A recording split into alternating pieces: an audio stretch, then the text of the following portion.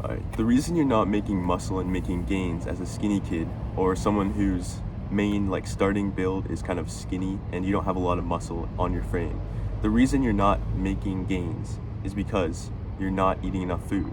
It's very simple, and you've heard this twice before. But if you're missing any of these three things under this category of eating more, you're gonna have a lot of difficulty gaining weight. Now, if you have this build of like, people say like the ectomorph build or whatever, I'm pretty sure that's like, kind of mumbo jumbo, but you can like get a picture of what I'm talking about. It's a very good starting place because if you can bulk correctly and eat enough food for a, consistent amount of time while training, then you can build a very, very good physique with like the V taper, and you're also going to be very lean because your body it tries to like burn excess calories very quickly. That's why you have this physique, right? So the main one you have to do if you're just beginning is you have to get used to eating more food.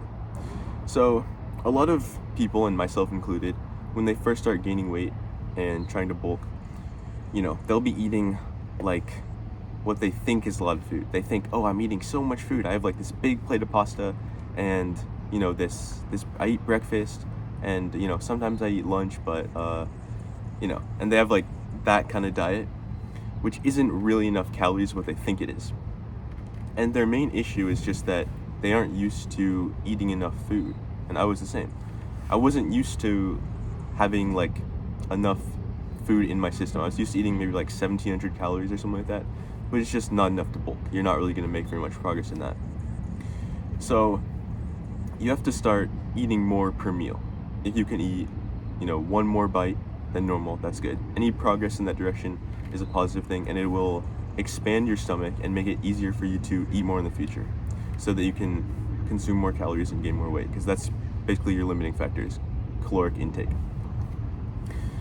The next one, so yeah, we have eating more food. The next one is going to be eating food that you enjoy. So I was kind of stuck in this place where I was trying to eat more food, but it wasn't really working for me. I was like, I literally would put on like music, my lifting music, and try to eat like completely till failure, past failure, like using like what's it called? Like those people who try to eat like 100 hot dogs in a row, like using techniques like that, like not chewing, swallowing water right after so you can like get more food down. And it just did not work for me. I could never eat enough. But it was because I wasn't changing the foods I was eating. I was still eating the same bland, unseasoned 4 eggs on toast every single day, and the same sandwich that wasn't like, it wasn't caloric. It was just the wrong choice of food, and I didn't really enjoy the food I was eating, so it made it a lot harder. If you have this particular problem of not being able to eat enough food, you also need to take a look at the foods you're actually eating to make sure that these foods are good, like you enjoy eating them, and they're like easy to eat and caloric. So like, for example, in bodybuilding, you'll see like chicken, rice and broccoli, right, as like the standard meal.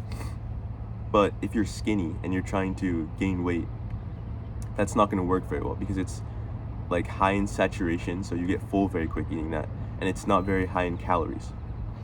Versus something like steak is more high in calories. Something like olive oil, if you put olive oil in your food or cook with more olive oil, things like butter, you have to choose the foods very carefully so that you can maximize the amount of food that you're eating per meal, basically. And it helps a lot if you actually enjoy it, so you can put seasoning on it and make sure it's just something you like. If you like Mexican food, do that. If you like, whatever, if you like American food, do that. Just make sure it's healthy also. You don't want to be eating junk food, but like if it fits your macros type of thing, because it just doesn't really work that well. So yeah, we have, if you're eating more food, so your stomach's getting used to eating more food, and then you're starting to just, enjoy the food you're eating. You're starting to pick the foods properly so that you know which foods are, more like saturated and stuff like that, and yeah, or have like a higher saturation. The next thing is tracking your food, tracking your meals. So it's all great if you're trying to eat these you know, foods that are easy to eat and higher caloric foods. But if you're not tracking it, you're probably still going to be falling short of the goal you need to meet. So you can go online and there's these calculators, these like calorie calculators where it's like you put in your weight, you put in your age, and then it'll give you, you know, your bulking calories, your cutting calories, and your maintenance calories, right? And then what I recommend is you take that number.